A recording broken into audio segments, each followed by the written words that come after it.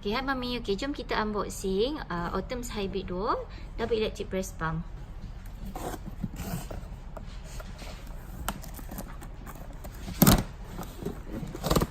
So dalam original box nanti Mami akan dapat, yang ni adalah Mami akan dapat dia punya kabel. Ini adalah set tubing dia. Okay. Dan dalam kotak ni ada, okay, yang ni motor pump. Okay, ni ada dua set corong. Ni ada lid cover dia. Okay. Ada dua puting botol susu dengan ni botol converter untuk guna dengan botol yang standard neck. Yang ni ada adapter untuk charge motor pump.